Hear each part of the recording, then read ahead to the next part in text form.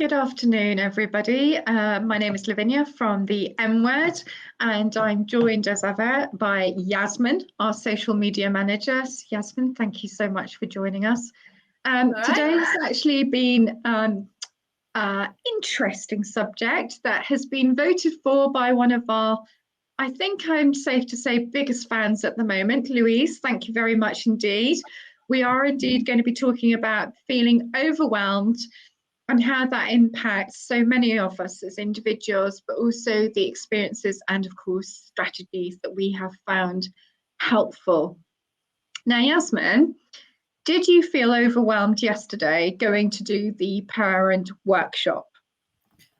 Ironically, actually, I felt all right, but I think that's because somebody else was worrying more than I was, and I was like, okay, clearly not the role for me, because normally I'm the one who worries, and I was like, oh my god, but saying that Louise is one of our biggest fans, yeah, she, because I was obviously I was plugging Unearthing, thinking, oh, we've got some new people, they might want to watch us, and then Michelle said, yes, they've got a load of big fans, and I was like, oh, we all know who she's talking about, don't we? Yeah. So we're talking about, of course, we had our first workshop for parents on the Isle of Anglesey, run through our sister company, Emotional Problem Solving.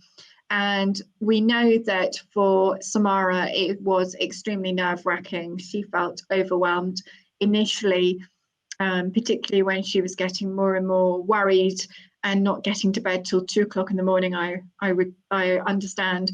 But also when you all arrived, the syncing up of the laptop to the screen was playing a bit of merry havoc, was it not? So that would have caused an awful lot of feeling overwhelmed. But thankfully, people were around to help out, I understand. Was that right?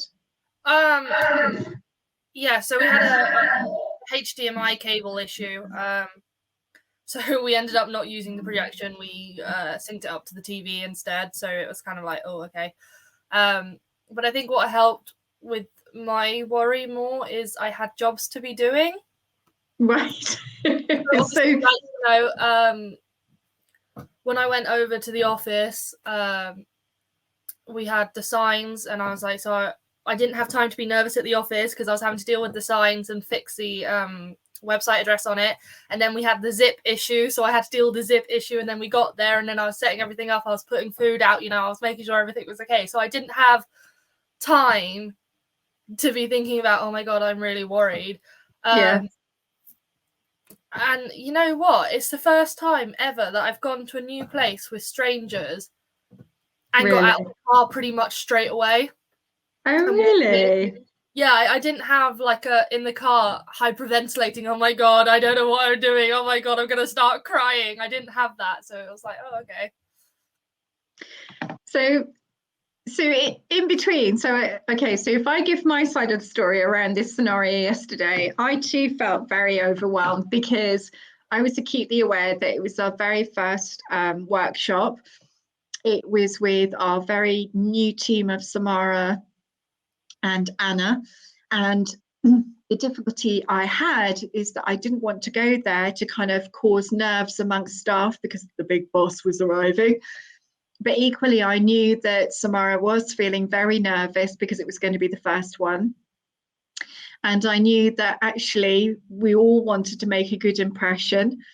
And so actually, how do I just not do anything and try not to get anxious and try not to get completely overwhelmed by the experience, knowing that there was very little I could do, and I had to put my faith in that the team collectively would be all right. So from that perspective, I did feel very overwhelmed because I just knew there was too many things to think about that I was way beyond my control. There was just nothing I could really do. But also aware that if I appeared, then obviously that would put other people even more on edge and probably feeling even more overwhelmed. So it was a really difficult experience in some respects. And then when everybody came back late, can you imagine what I was doing? I was like, did it go well? Did it go badly? What happened? Was there any issues? It was all very very nerve-wracking, but I'm absolutely thrilled that the outcome was actually much better than Samara ever anticipated. So that was really good. She got some incredibly positive feedback, and the staff came back super happy, so that was good. What other experiences have you had with being very overwhelmed? The most one that I can explain the most, that probably most people have kind of gone through, is when I had to do my college interview. And I was already stressed for that. So you said, okay, let's go and get some food before you go in. And obviously you couldn't come with me. So I had to do the interview by myself. And the first opening question he said was, I was already stressed. And he said, do you have your passport? And I was like, I'm sorry, I needed to bring my passport. And then I'm hyperventilating going, no, I don't have my passport. I didn't need to, you know. And I came out after that and you went, oh yeah, I knew you needed it, but I forgot it. So I just didn't want to mention it to you because I knew you'd stress out. And I was like, great, thanks. So instead I just had an even bigger panic attack in front of a strange man going, I didn't know I needed my passport. No. Oops. So yeah. I was thinking going for what about when I stayed in the Airbnb? oh, That was a massive one. That was an absolute massive one. And that was a combination of anxiety overwhelmed and autism overwhelmed. So they're both very heavy feelings, but when they're merged together, it's like world-ending stress. And it took me quite a while to kind of settle enough to find it somewhat comfortable to be able to do. But that one was really bad. And I think the thing is, that's what we kind of covered in the workshop yesterday. It's very easy for outside people to be looking at stimming, that's me being overwhelmed, as a temper tantrum, like a child, but it's not a temper tantrum. It is something completely different, but it can look like that to people who aren't aware of what's going on. So I look at it now going, oh my God, are you insane?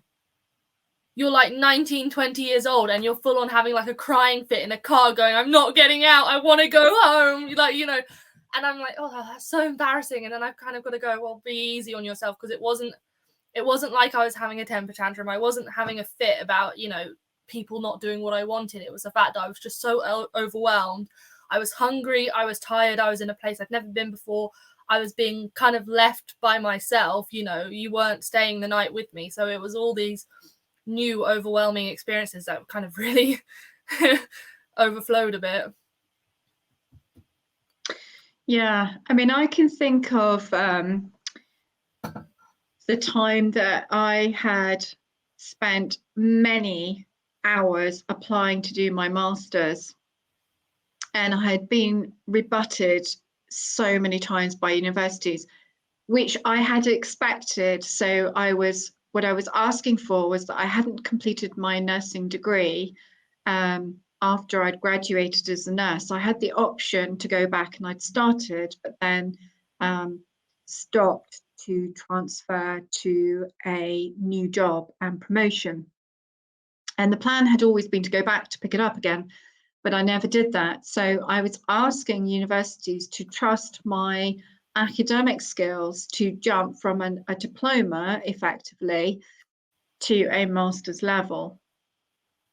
And what I really wanted to do was the master's. I felt it was better to do my master's rather than a top-up degree, to then be able to jump, sort of leapfrog to a PhD. So I thought, no, it's better to do my master's than do the top-up degree and then try and jump to a PhD.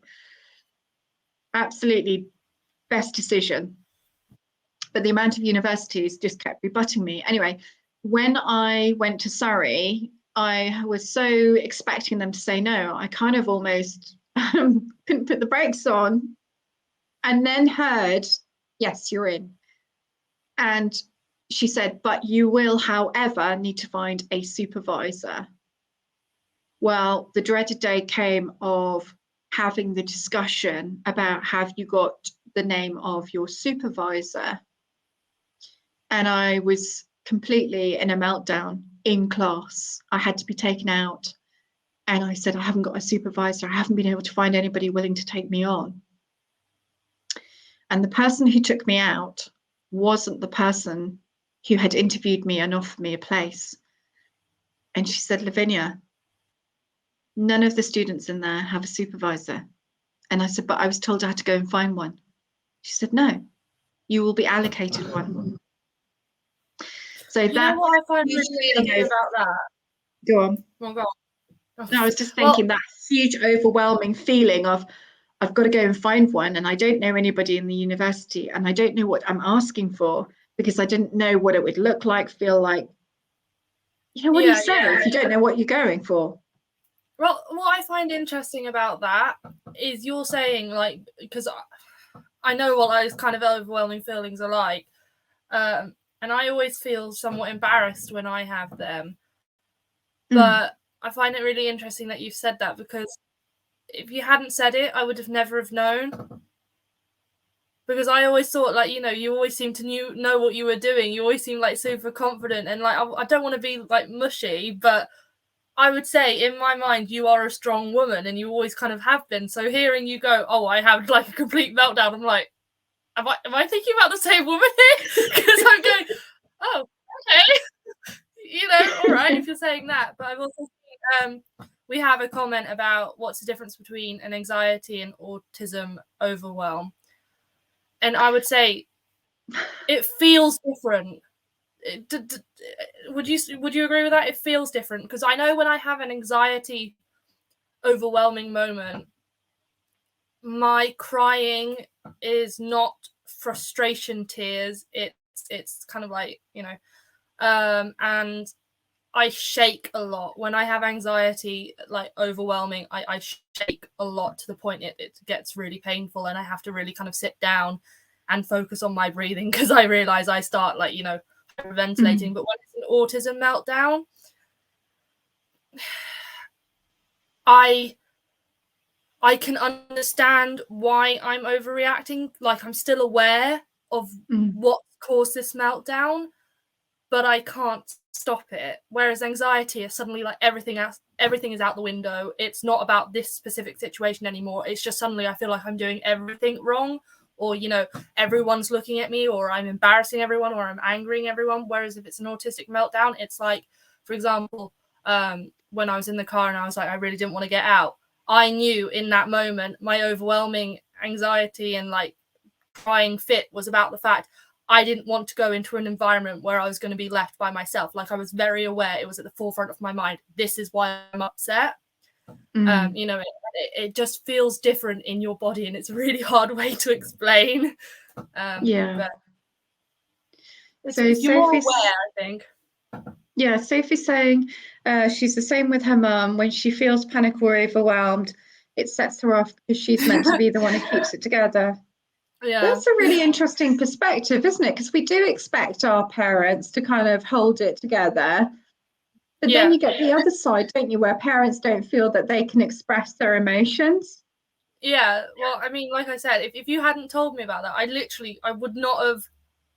Because I mean, I kind of remember you being slightly upset when it came close to like the bits that you were being judged on, like the exam-y bits. I remember that, but that's going to happen no matter what year you're in education.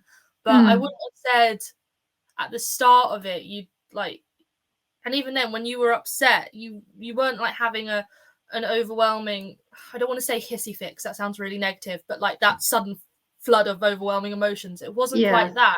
So hearing you say that, I'm like, well, I either don't remember it, or I just don't associate with that with you as a person. I don't know. Yeah, it's interesting, because, you know, it's important that our children can see that we have stressful emotions, because otherwise, how do they learn that you can recover from it? You know, you kind of have to have that role modeling, don't you, to kind of go, oh, it is okay to experience this, but equally over time it does dissipate. But I suppose that it's easier now than when I was your age or even younger. Like, for example, homework used to overwhelm me. Oh my days, because I just knew quite early on, I would be sitting in a lesson going, yeah, understand that. And I would make these lovely, when I discovered highlighters, wow, yeah, that's making all neat and tidy. And I would get home and go, right, I know what I'm doing. And I'd get to it, I'd open the books, and then I'd go, what? I don't remember anything. None of this makes any sense.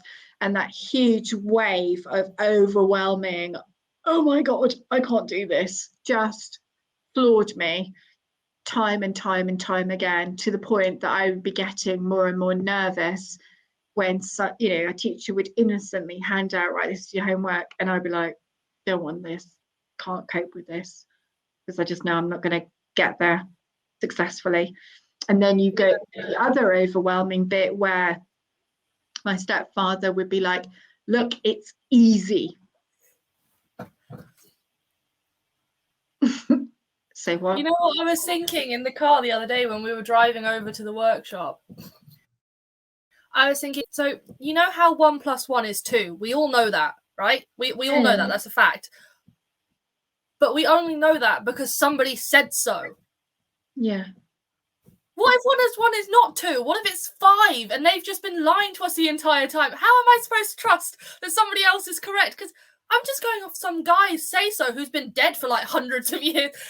So then I'm thinking, when people go, oh, it's really easy, and I'm like, well, what if you're just like, I don't want to say you're a sheep, but you're just believing this old dead guy that 1 + 1 is 2, And so I'm sat there going, is it easy, or am I just maybe not? It's not that I don't believe them. I'm sure 1 + 1 is 2, but there's a chance it not be, Yeah. And a few months ago, I went for a blood test. Do you remember me telling you this?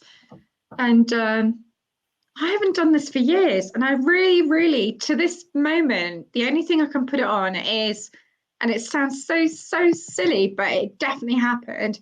So I had gone to the surgery for a blood test, and I'd driven up there. There was nowhere to park. It was absolutely pouring it down with rain. So I had driven back down again, tried to look for somewhere near, couldn't find anywhere. So then tentatively tried again to drive up. Somebody was coming down. So I pulled in, and not realizing that somebody else had nipped into this parking space. So I reversed again, went back down, pulled into the bit, and then waited for another car to come out before I could actually get back in. This must have taken about 3 or 4 attempts to get a parking space, pouring down with rain. And although I'd set myself enough time, by this time I was near to the time that I had to get there for my appointment. Because I hadn't been to the surgery for such a long time, the last time that I had been, they had an in and out for the COVID restrictions, but everybody had to go to a window. So I went to the window, and a woman tutted behind me, and then thought, silly woman, and scooted round me and jumped the queue. She then took 10 minutes to explain what she wanted. And I thought, that's so rude. How rude is that? When in actual fact, all I wanted to say was, I'm here for my appointment. And just that alone, with what I'd already gone through, I was already feeling really nervous, really overwhelmed with it all. And I sat, and I had to literally sit on my hands because I wanted to leave there and then.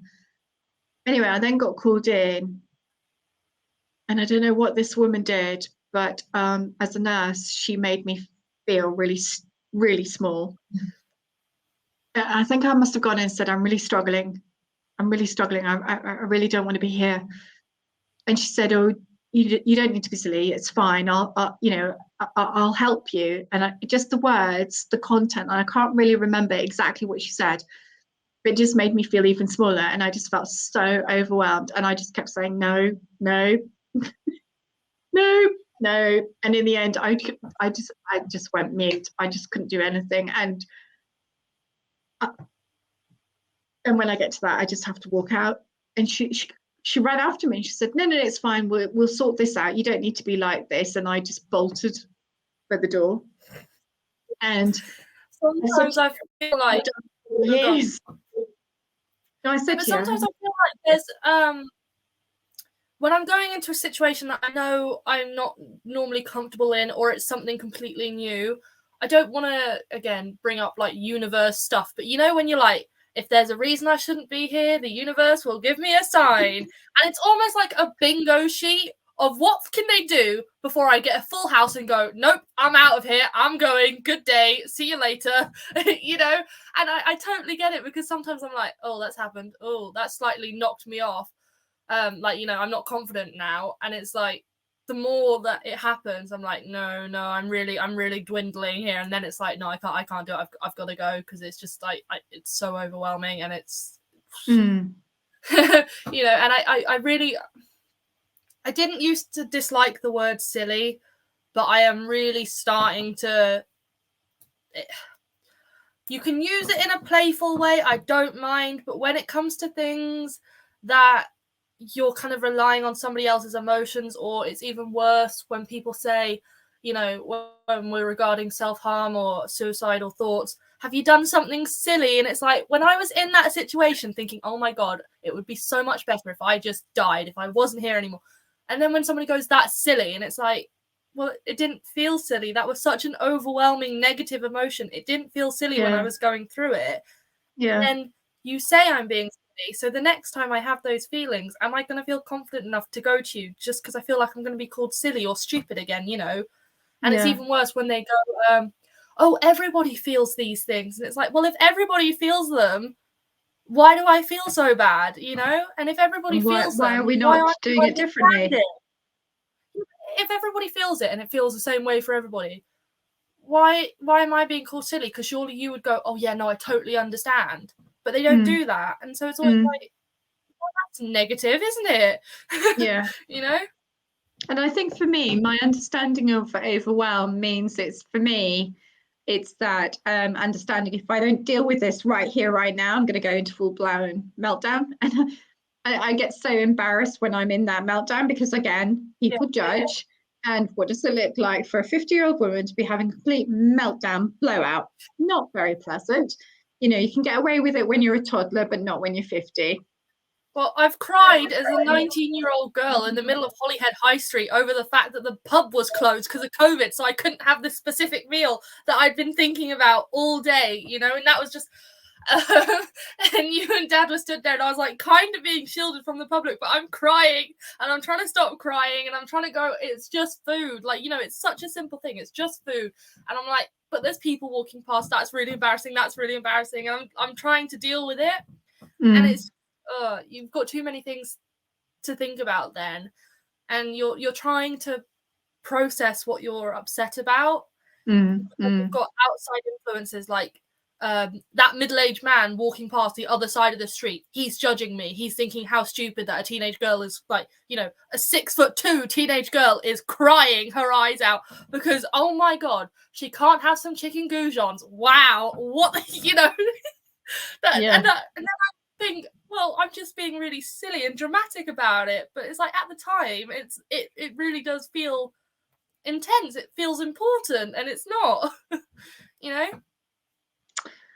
We've got some interesting comments here, haven't we? We've got son is autistic, when overwhelmed, never voices what it's really about. Oh my gosh, Yasmin, you do that quite a lot as well.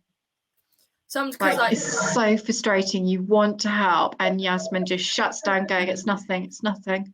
It's fine. It's fine." Or worse, it's clearly not. Well, I think the thing is as well, I find that quite a lot of my autistic meltdowns are about plans we've had, and it normally comes around food, which sounds really bad, but it's like, you know, we've been talking about this food for a while, so then I start craving that food, and then it's like, okay, we've made a plan to go and get that food specifically, and then that plan kind of fails. And a lot of the time, so when we had that Morrison's breakfast meltdown, which I would say was a somewhat of a pretty big one, but I think it was the first one that we kind of really managed to recover from very easily.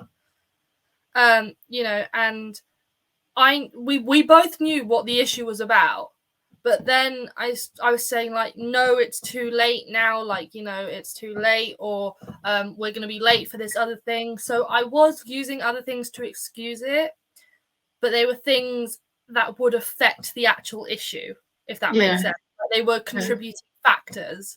You know, because like, what if we had gone later? Morrison's wouldn't have been serving breakfast anymore, so I can't have it. So then let's just not go, you know?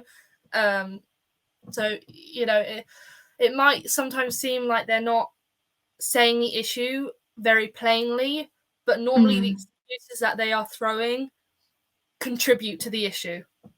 Yeah. You know, I was thinking as well, we have quite a number of clients who are not very good with transitions, or not very good with people coming into their home or out of, you know, leaving the home. So I'm talking about one client in particular who is, I think, nearly 8, has a Neotis package, and has a choice of 3 tutors who come in. And the transitions a year ago for these tutors, he could only tolerate 1 tutor, and found that he was incredibly controlling, whereas now he is far less controlling with this first tutor, but also has been able to embrace other tutors coming in. But still, nevertheless, there was a period when they had just started where he still struggled with the transitions. So because he was just so overwhelmed, you know, that coming and going, and it's not your turn today, it's the other person's turn. So that can feel overwhelming. But also we have other clients, and we have quite a number of them, who feel incredibly overwhelmed that they stop eating. It just like shuts down. And that's usually the first indication for a parent that something's really not quite right. And then, of course, you're thinking, are they off color because they're physically feeling unwell? Has something gone on that I've missed? Have I done something that's caused this complete shutdown? But it's this utter feeling and overwhelmed where you know, you can't eat. And you do that quite a lot as well, because I think the longest I've gone is 3 days. Yeah. 3 days of no food, no drink. I just did not do anything, and it was like, oh, okay. And it's not always easy trying to ascertain what is the significant cause. And then, you know, you've got people who don't understand, who think, you know, so we had the family barbecue for, I think it was Dad's birthday, and I said, oh, I'm really hungry. I haven't eaten in 3 days, and I didn't mean it as in like a gloat. Oh, I haven't eaten in 3 days, you know. And so we had somebody who was at the party go, oh, are you trying to lose weight or something? And I was like, no. You know, it was just like, I couldn't have what I wanted in a way that was satisfying to me. So I just kind of, I had to almost shut down until my fixation was on something else. Because I was so fixated on, I want this particular item. Yeah. That I couldn't think of anything else, and that made me want it more, and nothing else would suffice. So I had to wait until my body was kind of like, actually, you know what? I don't even want that anymore. I want this instead. And it was like, oh, okay, I'm hungry now. I can have it because it is actually accessible. And Sophie's saying, oh my goodness, my partner won't eat either. But she's saying that's my first sign that something's wrong. Yeah, absolutely. And Louise and mine, yeah.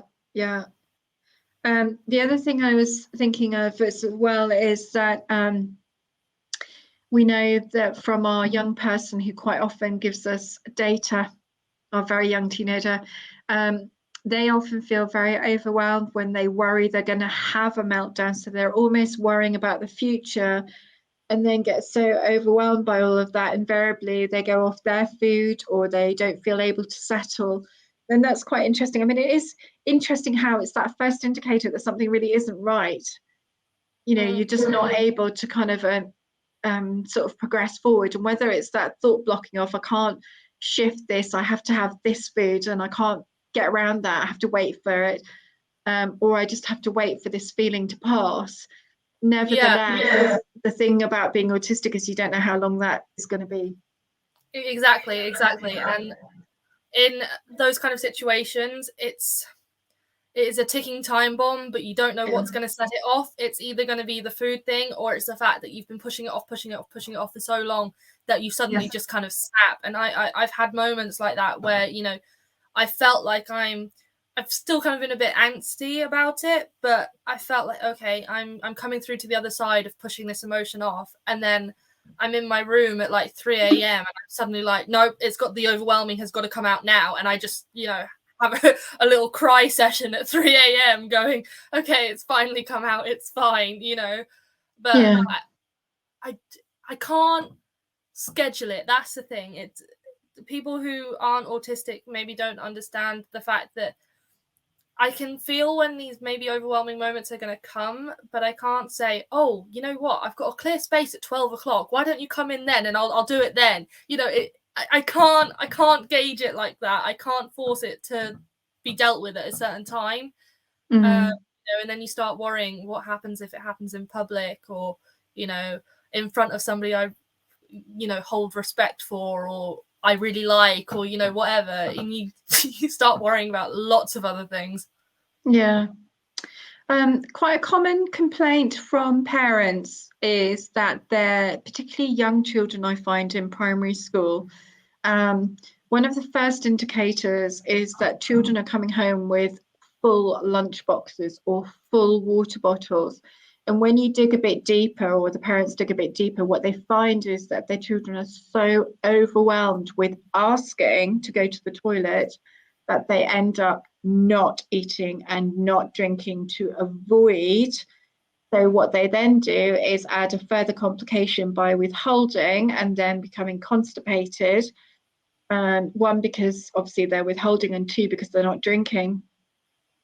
But that real feeling of being overwhelmed as a very young person, not feeling able to ask, you know, a very simple request.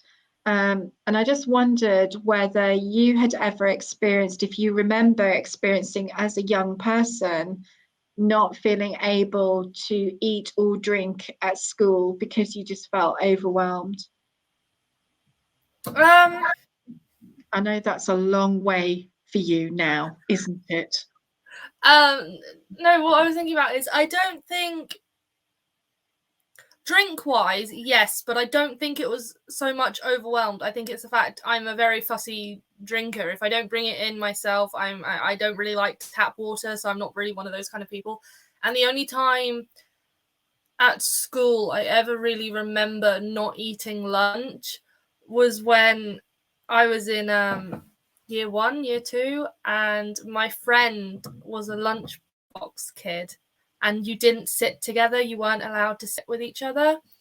So I'd done the register and I picked what I wanted for lunch for hot meals.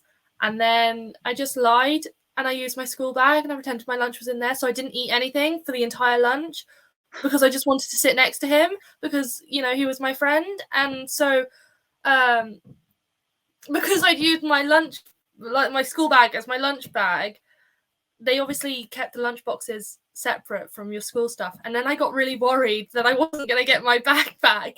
And then my teacher came over in the middle of lunch and was like, Yasmin, I thought you were a hot meal person. And I went, no, my mum's done sandwiches today. And she walked off and I was like, yeah. But it was all because I wanted to sit next to my friend, and that, like, you know, that was the only way I could see it happening. So I just didn't have lunch that day, and I was like, okay, you know. And I think when I got to secondary school, it kind of got a bit easier because obviously I made my own food, or like I could pick something up at the shop on the way there. I maybe had moments where I bought things and then got really stressed during exam seasons where I didn't eat a lot. But I'm also very aware that my personal coping mechanism is I'm kind of a binge eater when it comes to my emotions. Well, when I'm bored, I'll eat. If I'm sad, sometimes I'm I'm like crying eating, and I'm like, oh, this does not feel nice, but I'm like, I gotta keep eating. So it's a bit like, oh, okay. So yeah. I was thinking of a time as a mother where I felt, well, twice I felt really overwhelmed. So one of it is now a bit of a giggle between you and I, because we learned when you were about 3 or 4 that you didn't actually go to the toilet often. No. But this one particular occasion, you hadn't gone for nearly 2 days, and I was over the like that going, and at first you're thinking, oh, she will go at some point, it's fine. And then you realize that you haven't gone, and then you start insisting, please will you try, and you'd be like, I don't need to go. And then it's getting to the point where I'm thinking, I know what happens if people don't pee for ages. And actually it just got more and more distressing for me. Such a relief when you did manage to finally go for a wee, but dear me, that was really overwhelming. But also when you were born, because of the journey I'd had with you, both in my pregnancy and at the birth, I was very acutely aware that I really had to have eyes on you quite a lot of the time, because I just didn't know if I was going to miss the signs and symptoms that you were deteriorating. And when you're blue, it's kind of a bit late at that point. So I was really keen to avoid seeing you blue again. So I remember feeling terribly overwhelmed, but also there was a weekend where I was completely on my own, and I didn't think, my worry was, if nobody saw me over the weekend and something happened to me, would anybody know about you? And I remember feeling so overwhelmed that I just went to my neighbour in tears going, I'm so worried. This is completely irrational. I've got my phone. People can contact me. But I'm just feeling really irrational. If you don't see me by 7 o'clock on Monday morning, will you please break down the door just to check that you're okay? And that is a lot of fears for a lot of new mums, certainly. But when they've got poorly children and you're constantly worrying, there are times, particularly when you're thinking about very stressful medical procedures, it is extremely worrying. But then you kind of bounce to the other extreme when you've got children first leaving home as adults, or even going on a school trip and they've never left home before. That can be overwhelming for parents. Or first day when your child starts primary school can be overwhelming for parents, because obviously you've been at home a lot before then. That can be really, really overwhelming, in the same way that it can be overwhelming for some children who are very quiet and cannot get their head around the fact there are loads of children making lots of noise in a very noisy, busy environment. They too are overwhelming. Yeah, sorry, I'm not laughing because ill children. I'm not that horrible. I was just thinking of how you were saying when you were worried if somebody hadn't seen you by a certain time, and it reminded me of when we were in Netley Abbey, and I got really overwhelmed because you weren't home, because I'd clearly woken up early. That wasn't normal for me. And you were out walking the dogs, but I didn't know that. So I got really stressed thinking I'd been left alone, so I was screaming and crying to the point that the next door neighbours were like, oh my god, is she okay? And I had to I army crawled over the fence because they were like, we can't get into your house. And then you were like, so clearly they'd either called you or you'd figured out where I'd gone or whatever. And you were like, how did she get here? And they were like, oh, we helped her over the fence. And it was like a 6-foot fence. And, but whatever was going on at that time, I think I had outside stresses. But I was clearly so panicked that I'd been abandoned Yeah, like it was across. Been gone that long. You can't have been gone that long, and I clearly normally wouldn't have woken up. But it was the fact that you weren't there, the dogs weren't there. I obviously at that age I wasn't logistically thinking I'll go and check if the dog leads are there, because if the dog leads are there, then that's when I worry. If they're not there, you've gone to walk the dogs, and you wouldn't have been gone long. No. You wouldn't have been gone long, but I was so overwhelmed and so stressed. I was clearly just screaming the house down, and I just think of like, oh god, that was so embarrassing. Like, when it's like, when you just look back and go, I overreacted just a little bit there. Like, Just a tad. oopsie, sorry, false call. Don't worry about it. But I also remember when it comes to water, I find overwhelming is I don't drink a lot of water. I never really have. I still don't. And I often find if I drink too much water, I feel really unwell. And I remember in primary school and stuff, when you were injured, you'd get a paper towel and a cup of water. And I would always have like the school nurse saying, you've got to drink the water before you can go.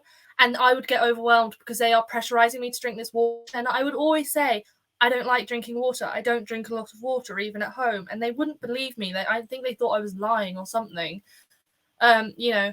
So in the end, I was getting so overwhelmed thinking, I have to force myself to drink this water. I don't like it. I don't want to do it. I feel worse trying to drink this water. And adults just weren't understanding that I just don't like water.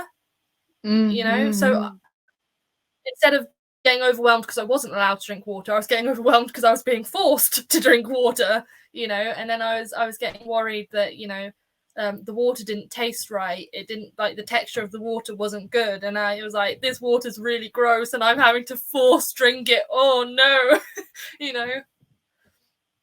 Somebody's put here a question about how can you help someone who won't eat?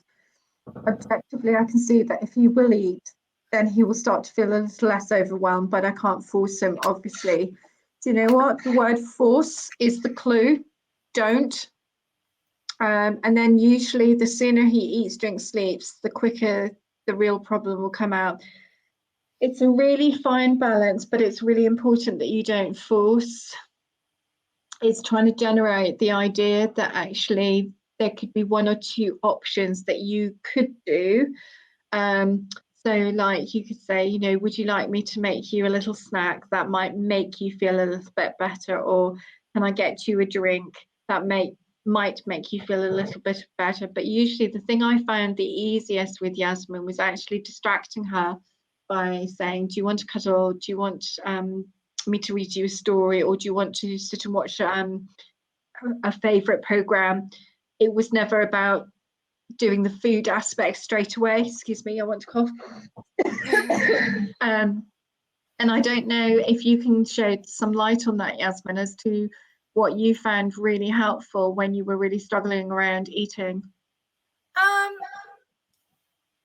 I actually remember one quite vividly where I really wanted this certain food, but I couldn't have it. So I was getting like really stressed, overwhelmed about it, and it was kind of getting later into the night, and it was like, okay, well, we can't go to the shops now, like, it's late. So instead, the way we kind of snapped me out of it was we thought, okay, well, we've got the ingredients to make it at home. Do you want to try it? It turned out awful. Didn't eat it anyway, but it distracted me enough to go, and then in the end you were like, do you just want some ice cream or something, so we couldn't go to the takeaway to get it. We couldn't go to the shops to get a version of it, but we had things to make it. And because we were like, I kind of stopped my crying by then, and we were like, okay, we Googled the recipe on how to try and make it at home, and doing that kind of distracted me long enough to kind of snap out of it. And then after we cooked it, and I was like, oh, it's not that nice actually, I didn't want it anymore. So then I was able to eat something else, and so I had been able to eat. So I find with that, it was something we'd never done before, so I was really having to concentrate on the recipe, but also B, I was getting involved with having to do it. So it was almost like I was being given some form of control over this kind of meltdown. Because I don't mind when parents say, like, do you want me to make you a snack or something? But when I was in that kind of level I don't want to feel like people are doing it for me. I still kind of feel like I need to have some control over it. Yeah. So you being able to say, like, do you want to try and make it at home? And you were helping me, but it was enough that I felt like I could do it. You could not be here and I could still be trying to do it. I just needed kind of like an outside influence to say, okay, well, we can't have it. This is the alternative that we've got. I was thinking another, several times actually, both you and I have experienced, either collectively or separately, is that sometimes we go shopping and it can just get overwhelming. And one of the things that I hear myself say a lot these days is that I can only do 2 or 3 shops and then I'm just completely screwed. I can't tolerate it anymore. I'm just too overwhelmed with it. And I was acutely aware of it on Sunday when I had said, I need to go to Bangor. I need to go and get, some things for tomorrow. And I thought it'd be really straightforward. I knew the shops that I wanted to go to, so I planned that. And each shop didn't have the wretched thing. And I then went to this last shop, and bless this assistant could see that I was kind of looking a bit, where do I need to look? Can I help you? And I said yes. And they didn't have it. They didn't have anything. But he was insisting that he look. And I was just getting more and more overwhelmed, going, I want to just walk out. And that's the last thing, because if I do that, I'm acutely aware that he will take that badly, because he's trying so hard to help me. And when somebody's trying really hard, and I just wanted to leave. I just felt so bad.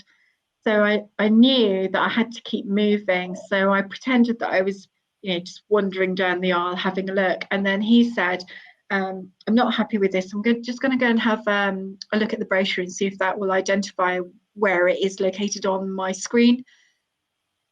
That did the trick. I managed to get over that. So then he said, it's fine. I found it. It's in the brochure. Let's go and order it for you. Great, fine. And then I started all over again. And I realized that I'd been so suppressing that actually it hadn't got rid of it. It was just waiting. Because they couldn't still find it on the computer screen at the till, they were then wanting to ring up and find other people who could help identify how to get it. Honestly, I don't know how I did it, but at the end of the day, that feeling of overwhelmed just is uncomfortable anxiety, isn't it? It's just annoying. It's just frustrating. Yeah. Calm down and just cope. Well, to the outside world, I go to the same fine. Right. I go to the same shops every week, and I always pre-write my list, and on my phone, the list is in the order of how I would go through the shop. Because even though I've been going to the same shop for 3 years, I'm still very like, I'm going in, I blinkers on, do not talk to me, do not get distracted, because otherwise I will either get overwhelmed or I'll spend more money than I don't really need to, and it always frustrates me when I'm in that mode. I'm like, task to do, let's do it, and I'm ticking off things off my phone. And what really annoys me in that moment is when I then have a slow walker in front of me, and it's like my brain is going too fast, and I'm like do you remember that Supermarket Sweep TV show?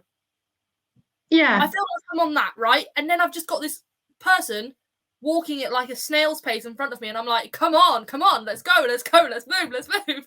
It's like like German Autobahn.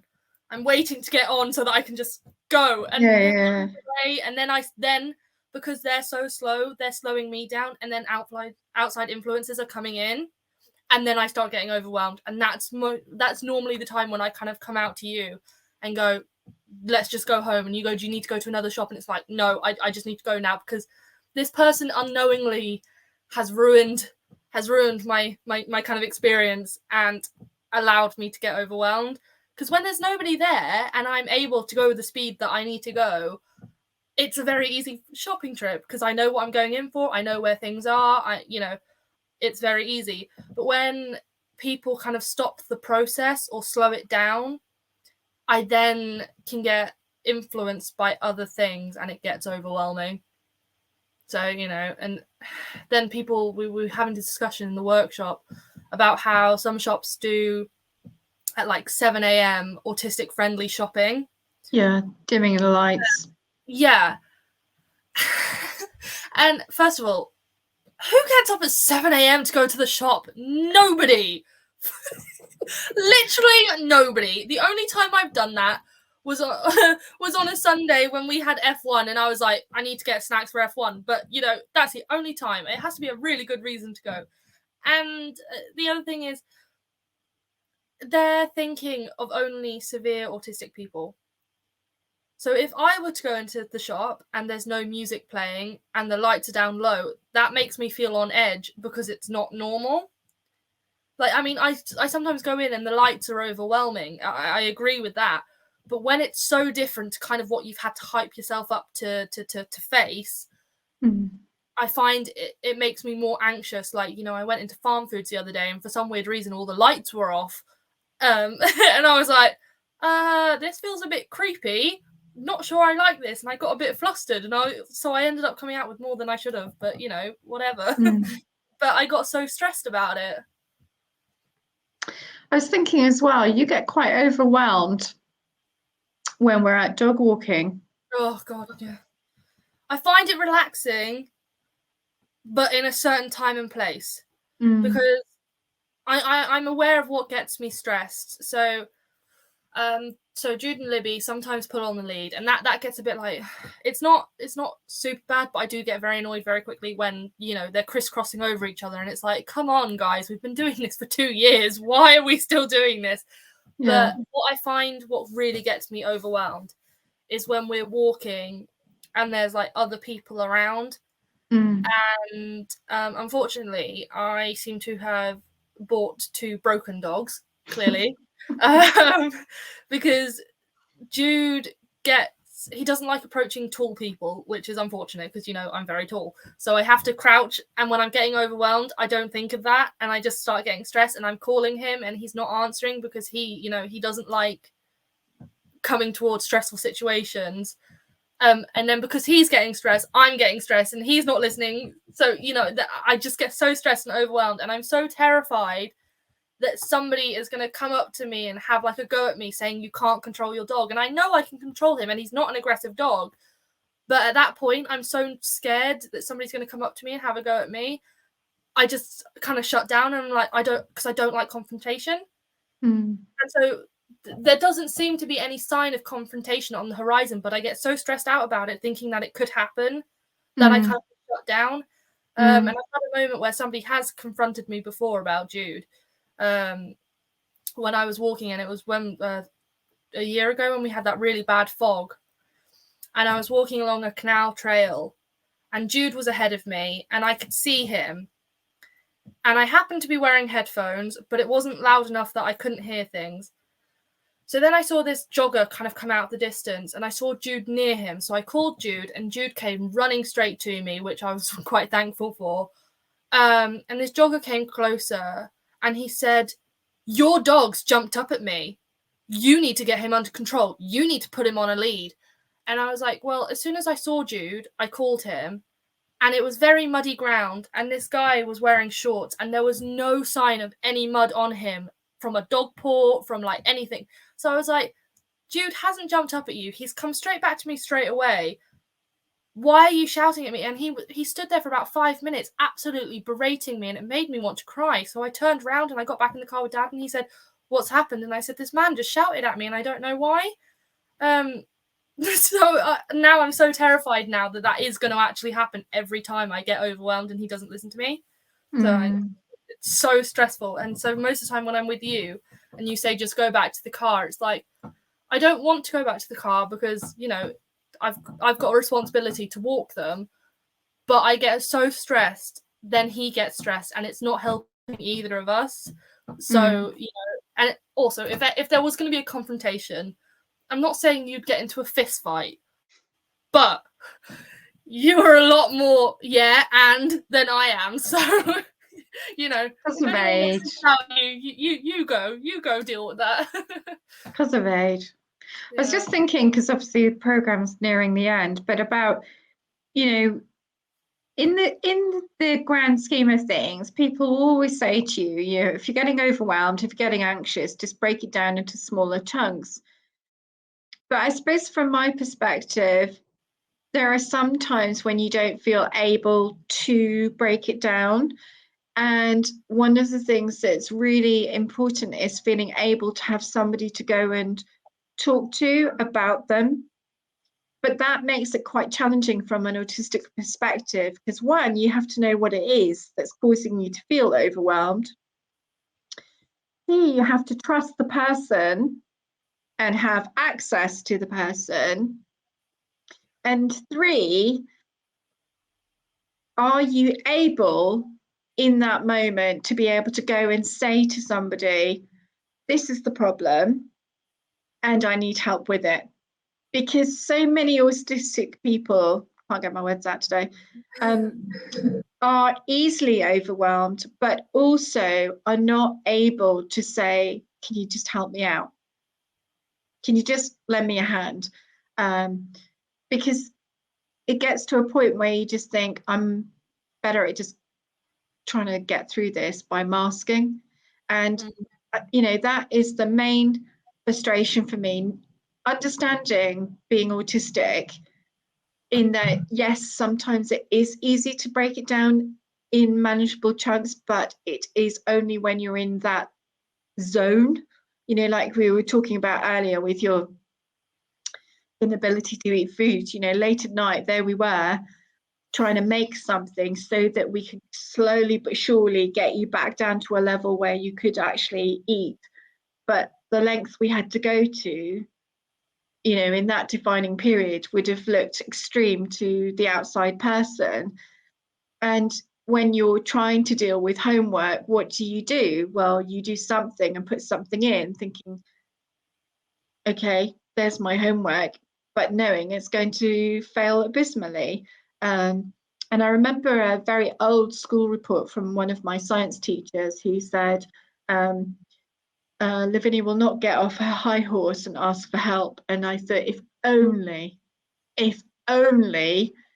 you as an adult, you as a teacher could help me, but you completely overwhelm me and I'm just not able to. And it's not about being on a high horse, it's about the fact that I just physically and emotionally cannot ask for help. So you kind of need somebody to kind of recognize you for the difficulty you're in, don't you? To kind of be able to say, can I help you break it down?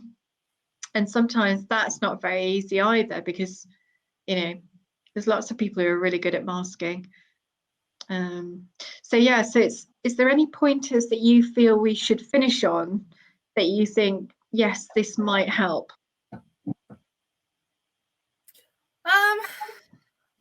I think it's different for everyone, unfortunately. So I can't exactly give you an exact answer of what would help with everybody.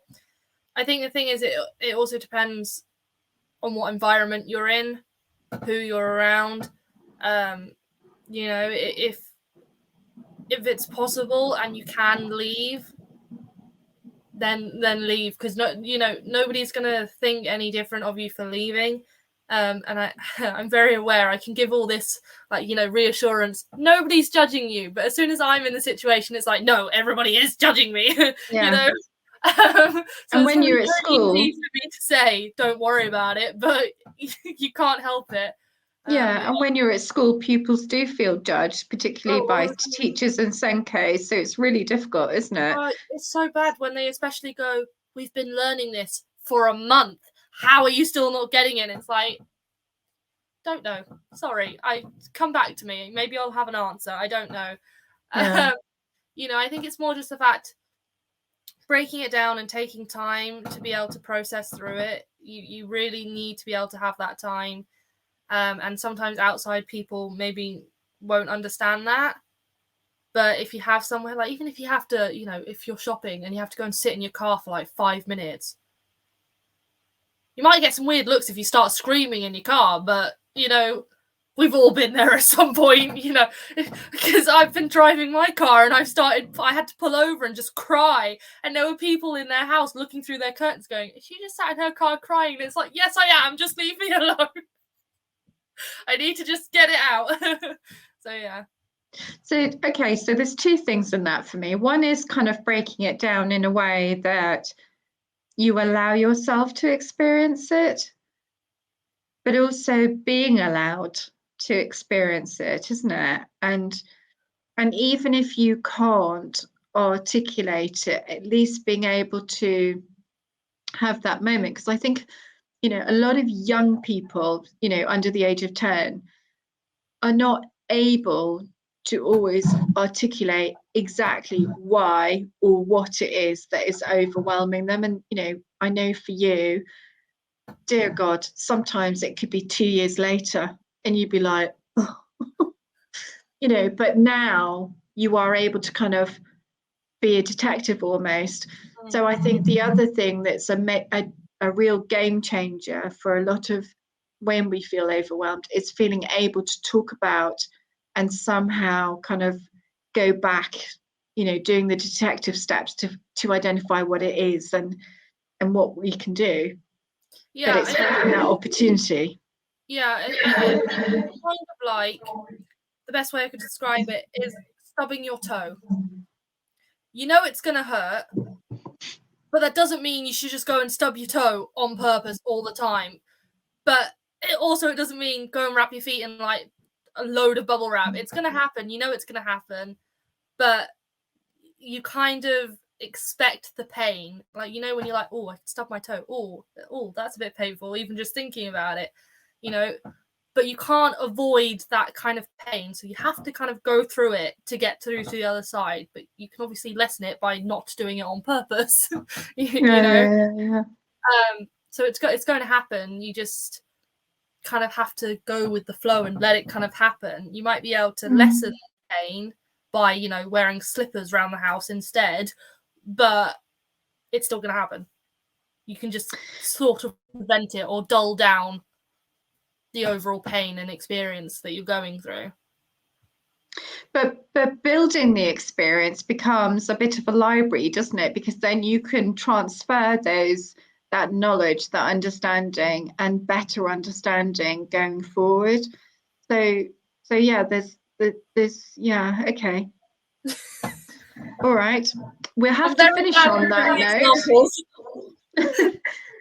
We'll have to finish. Thank you so much for joining us. It's been lovely, of course, having you join us. Next week, there's a nasty rumour it's half term and the Queen's Jubilee parties. I believe we have Thursdays and Friday off. Well, some of you do, celebrating. So have a lovely, lovely half term. And thank you so much for joining us. We will be back after half term.